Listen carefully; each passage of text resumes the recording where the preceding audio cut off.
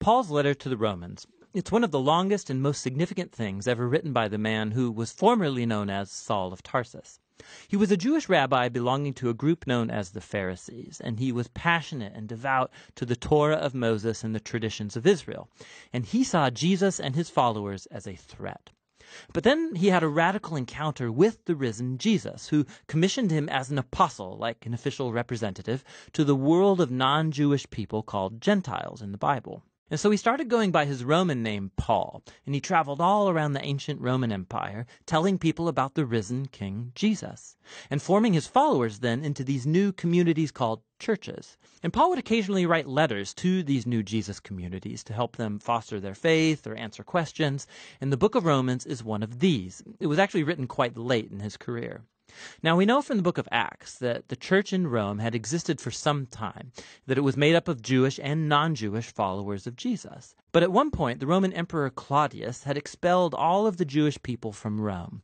And then about 5 years later, all of those Jews, including Jesus-following Jews, were allowed to return. And when they did, they found a church that had become very non-Jewish in custom and practice. And so this created lots of tension, so that by Paul's day, the Roman church was divided. People disagreed about how to follow Jesus. They were debating about whether non-Jewish Christians should celebrate the Sabbath or eat kosher or be circumcised. And so Paul wrote this letter to accomplish a few things. He wanted this divided church to become unified, and for a practical purpose. He was hoping that the Roman church could become a staging ground for his mission to go even further west, all the way to Spain. And so these circumstances are what motivated Paul to write out his fullest explanation of the gospel, the good news that he was announcing about Jesus' life, death, and resurrection. Now, the letter is designed to have 4 main movements, but it's unified as one long flowing exploration of the gospel. The gospel, Paul says, first of all, reveals God's righteousness, and then it also creates a new humanity, which fulfills God's promise to Israel. And so it's this gospel that's going to unify the church. In this video, we're just going to explore the ideas in chapters 1 through 4.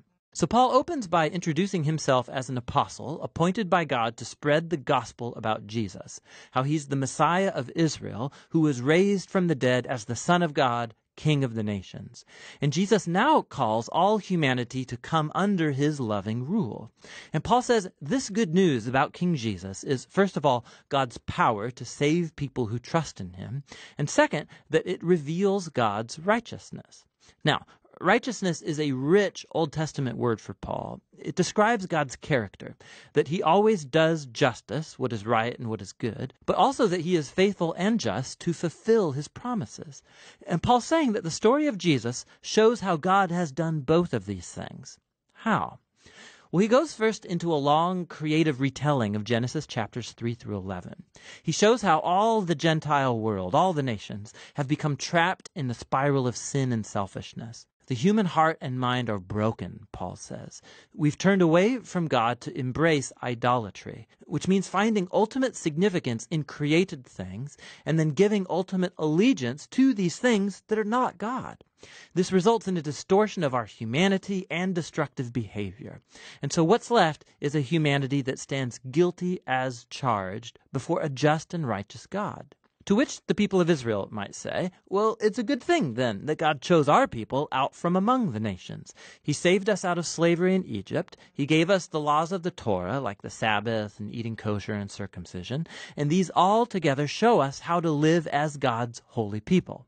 But, Paul says, not so fast. He recalls the storyline of the Torah and of the rest of the Old Testament, which shows that Israel was just as sinful and idolatrous and morally broken as the rest of humanity. Israel is actually more guilty than the Gentiles, Paul says, because they have the Torah. They should know better. And so, Paul concludes, all humanity, Gentiles, Israelites, are hopelessly trapped and guilty before God.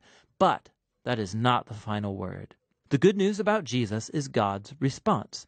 Instead of holding humanity guilty, Jesus came as Israel's Messiah to die on behalf of all people as a sacrifice for sins. As our representative, Jesus took into himself all of the just consequences of the pain, the sin, and the death that we have caused in the world. And he overcame it all by his resurrection from the dead. It's his new resurrection life that he makes available to others. Jesus became what we are so that we might become what he is. And all of this, Paul says, is how God justifies those who trust or have faith in Jesus. Now, justification is another rich Old Testament term for Paul, and it's related to God's righteousness. It literally means to declare righteous. Because of what Jesus did on our behalf, we are given a new status before God. Instead of finding us guilty, God declares that a person is in a right relationship with him and is forgiven. Justification results in a new family. The person who trusts in Jesus is given a place among God's covenant people. Justification also results in a new future, which begins a journey of life transformation by God's grace. And so all of these things about justification are God's gift to those who through their faith are in Christ. And so this leads Paul in chapter 4 to explore the huge implications that all of this has for who can be a part of God's covenant family. He goes back to the story of Abraham in Genesis chapter 15. Before any of the laws of the Torah were given to Israel, Abraham was justified or declared righteous before God. How? Well, God promised that Abraham would become a father of a large multi-ethnic family that would receive God's blessing. But he and his wife Sarah, they were really old. They had never been able to have children.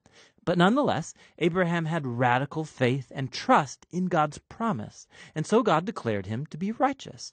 And so Paul says, now Abraham has become the father of God's new covenant family, and it's spreading all around the world. It's made up of Jews and Gentiles who have the same kind of faith and trust in the one who fulfilled God's promise to Abraham, Jesus the Messiah. So let's pause and summarize Paul's main ideas here in chapters 1 through 4, because they're the foundation for understanding the rest of the letter. All humanity is hopelessly trapped in sin and needs to be rescued. That rescue, however, is not going to happen by people trying to obey the laws of the Torah. Rather, God's righteous character has moved him to rescue the world through Jesus' death and resurrection, so that he could create that multi-ethnic family of Abraham based on faith as his own new covenant people. And so Paul's going to go on to show how this new family is a part of something much, much bigger that calls them to a whole new way of life together. But it's all going to be rooted in these core ideas explored in chapters 1 through 4 of Paul's letter to the Romans.